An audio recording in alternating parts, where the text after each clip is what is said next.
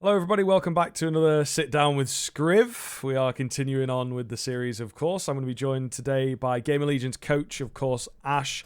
Thank you very much for coming on, mate. I do appreciate you giving some of your time. You having a good day today? Yeah, having a good day, mate. Thank you very much.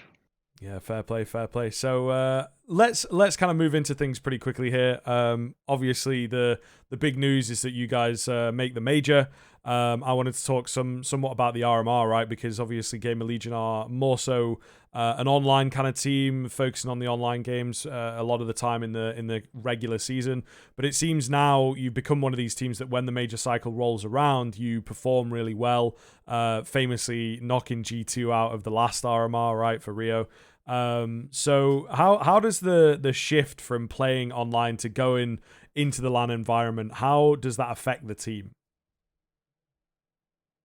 I think it affects the team in a positive way, I would say, overall. So I think that what helps is going from online to boot camp and then to LAN. I think in previous years for tier two teams, they've not really had boot camp facilities available or anything like this. And then when they go to LAN, there's so much excitement, but there's also the nerves. It's a bit strange, being around teammates that you're not really used to being there with. Now having the boot camp, it's I think it's a big plus, and it helps bridge that gap to going to the lands. And then when we go to the lands, it's less about getting used to things, more about the excitement and controlling that.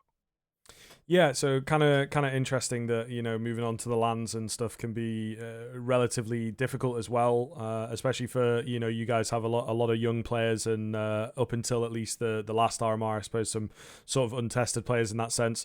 What does the prep cycle look like for a coach here coming into these types of games? Obviously, you grind the games out with the online Counter Strike, and then you have to suddenly change all the teams that you know and all this kind of stuff are not really involved, and you have to look into those big boys and whatnot. Is it a real stressful time for you, or do you find it a little easier to study the teams that have way more tape available?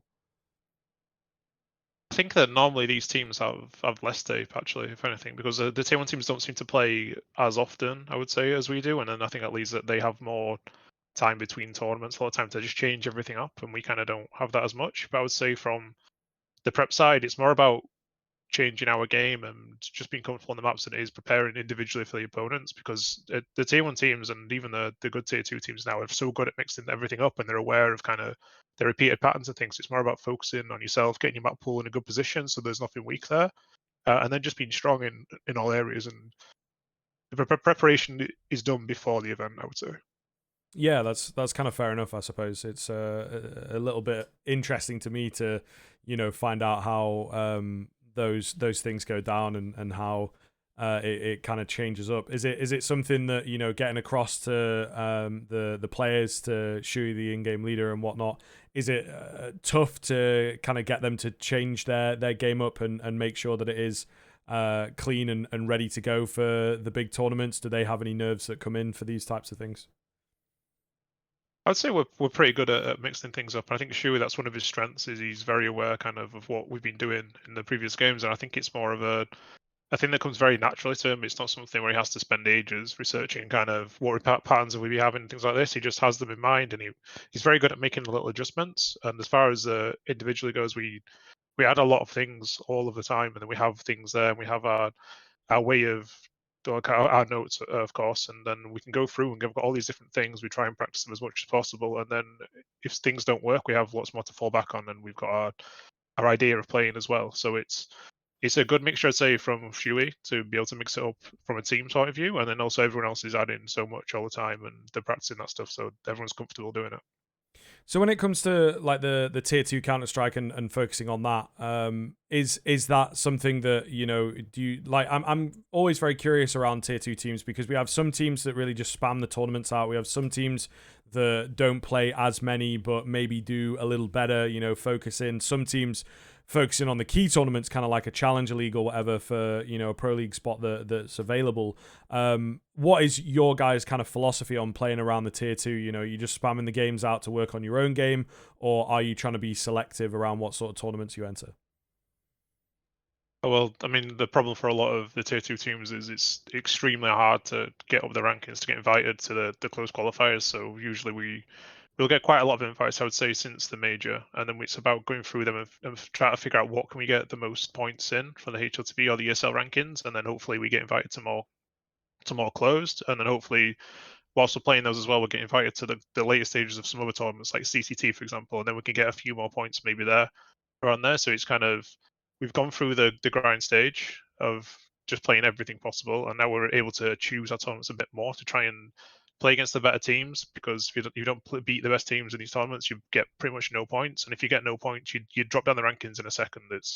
It's really brutal, I would say, because the teams that play in the other regions, they get invited to Blast, or they just win their national leagues and then scrape through to Pro League. They win one game and they'll get 50 points for that game, and we might have to win 7, 8, 9, 10 games to get those similar points. So we're constantly, same with other teams, we're constantly trying to keep our points as high as possible, play as many games as we need to play them, and then hopefully it's just enough to keep us in tournaments. And then obviously we want to play the tournaments and try and win them, and the prize money and some like accolades and stuff like this. But we just try and pick the best ones that we feel that we can play in. So you guys won the Eliza Invitational Winter a little while back. How does coming off a win like that, does it really boost the profile of where your game is at, and sort of, I suppose, the confidence around it? Do you feel like you have to stay on top quickly, or because that is a fair victory coming in with some of the caliber of the teams that were playing there, of course. So do you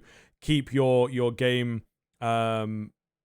the kind of the same after winning that? Does it feel like things are going well enough, or do you now start to feel like you have to really change things up to stay towards the top end of tier 2? How does it develop after winning a tournament like that?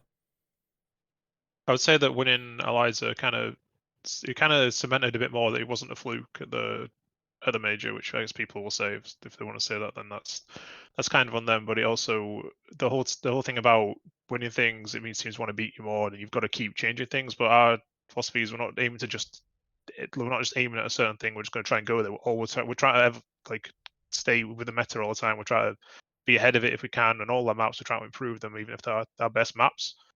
And if we win things, teams are going to want to put more prep into playing us.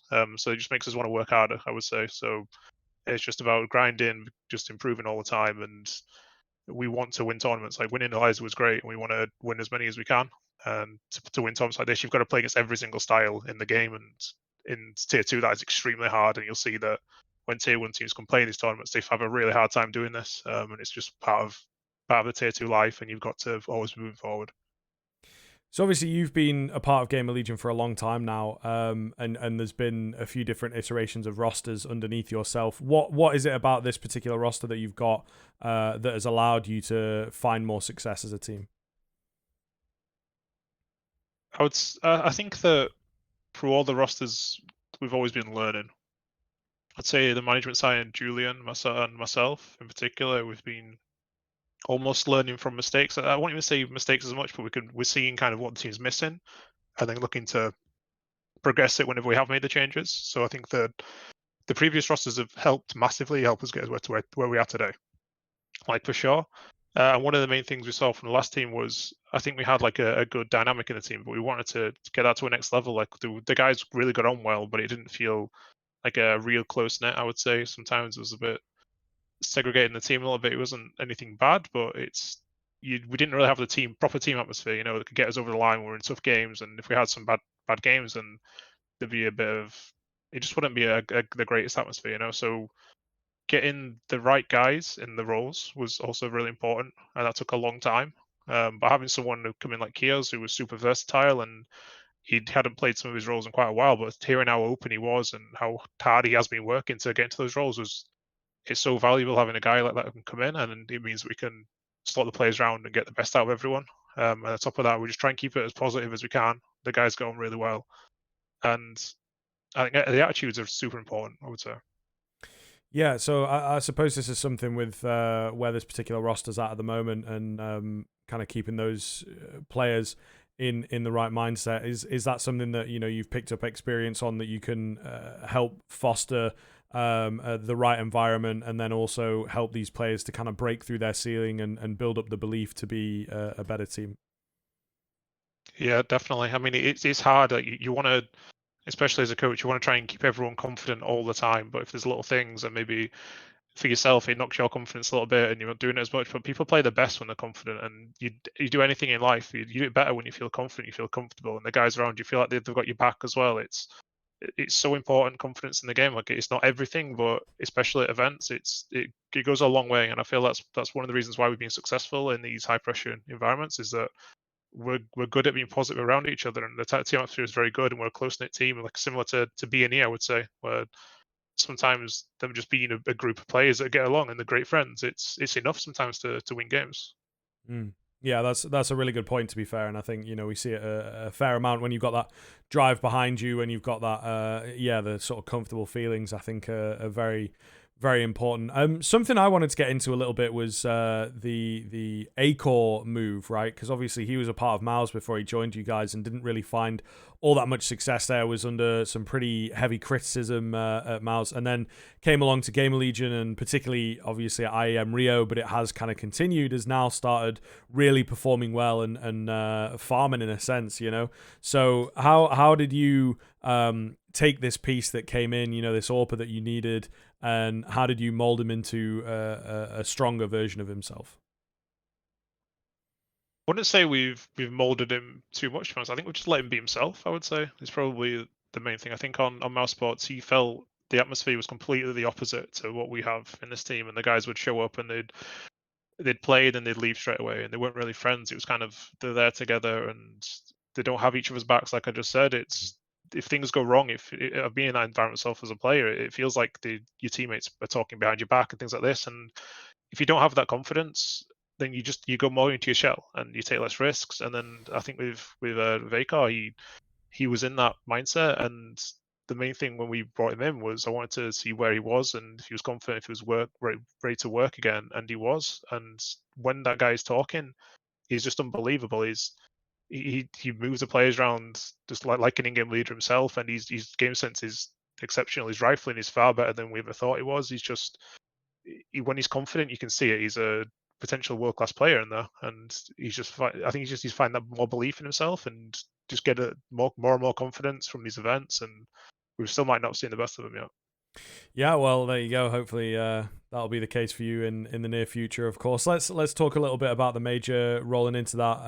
Ultimately, I think that it's you guys go into challenges. It's pretty stacked in challenges, to be honest. So certainly going to be a tough run. What sort of expectations have you got going into things? Are you feeling really confident, or is there maybe some curbing of expectations in a sense?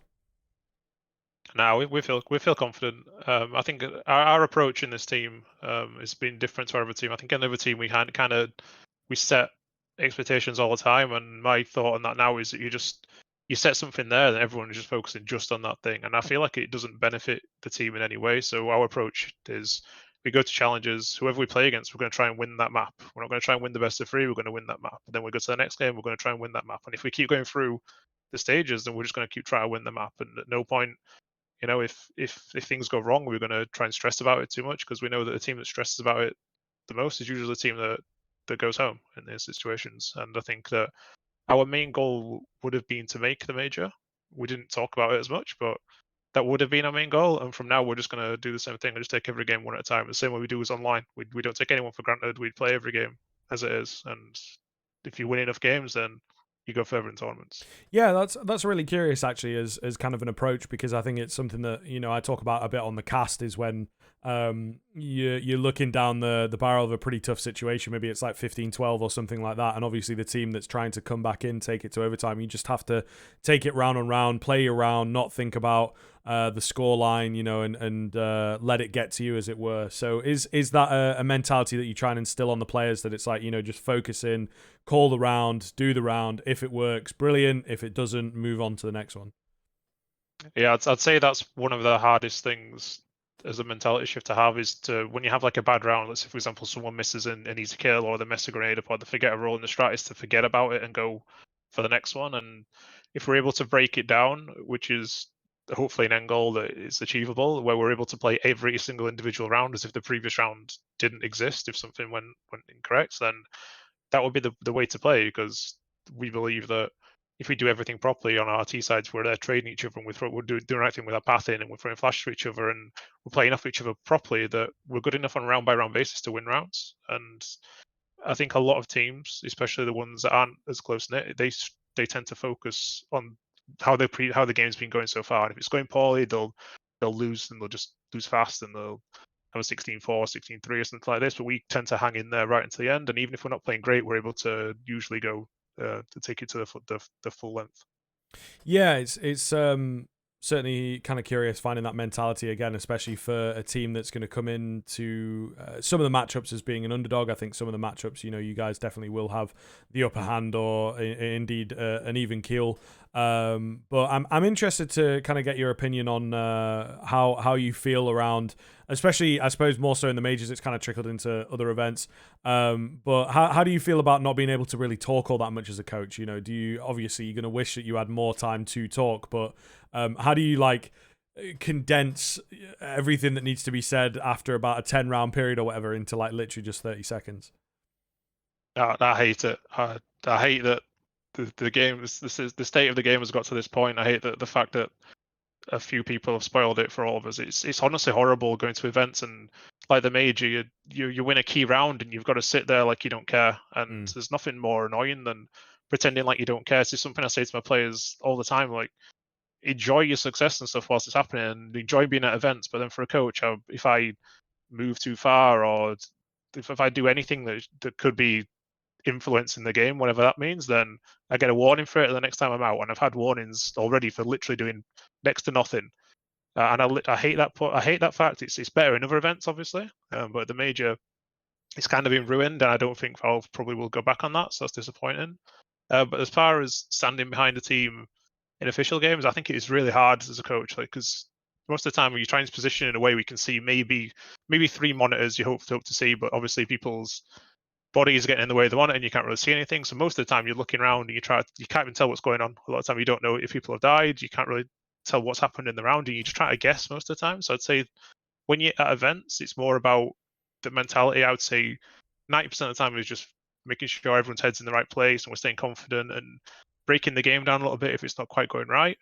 And the rest of it is trying to piece together kind of what's going on and then just having a game plan. So at least we have something, because sometimes when things are going wrong, people tend to go a little bit quieter and then the game plan kind of goes out the window. So if you keep people focused, I think that's most of the job as a coach, in my opinion, because you just can't see enough of the game most of the time. Yeah, I suppose going back to the old days of where the coach could sort of talk all the time would really make the difference. Do you think it's kind of changed where the prep game is at, like beforehand for the team? You've got to get all the notes out, as we've seen famously of Blade and all that kind of. Once we started getting back into the post-COVID era, we just saw reams and reams of paper. So has it made like the pre-game prep much more important now that you guys are not really able to speak during the game? Yeah, I would say so. Yeah, I think it's a. I've seen people complain about it and the individual notes and stuff, saying it's not as skill based stuff like this. But I feel like it adds a lot to the game. Like even from a coaching point of view, knowing that the other team is prepared like a ton into it, it makes it a nightmare to obviously prepare before the games, because you've got to check all the time, make sure people are playing the same positions, and make sure that everything you do isn't readable. And that's hard in itself. And does this smoke mean we're going to do this round or something like this? I think it adds another dynamic to the game, to be honest, and it kind of weeds out the teams that maybe don't want it as much as well if they don't prep as hard. But I think that the whole side of that is, I would say it's interesting. It gets you more involved into the game as well, and mainly before the games. Our last things we'll say is just a few reminders on things that have stood out and things to look out for, and then going into the game. If we're not remembering those things, that's when we'll take a pause and it'll be another reminder again, just to keep everyone kind of focused on what we believe should be important. So, how does an analyst come into all of this prep game kind of stuff? Because obviously, you guys picked up Munster at the start of this year. Um, is it just this? I suppose maybe it's different per team, and you can maybe explain how you guys use it. But the classic view is that there's a lot of demo watching that goes on, and you just kind of give anti-strat information. How do you guys utilize the analyst in Gaming Legion? I'd say that's the main way we do it. Munster's kind of a newer guy to everything. He's still someone who's learning on the job, and that was the whole point of bringing him in, was to have someone super eager and have someone learning there, and hopefully learning from myself a little bit and from how the players are. But I would say at events, the main problem at events is that you play one game, but you don't know who you're playing until all the games are finished. Yeah. And if you're the last game to finish, you're usually not even at the hotel. So then the game finishes, 20 minutes to pack up, you go back, you're waiting for a taxi to go back, another 30 minutes maybe till you get back to the hotel.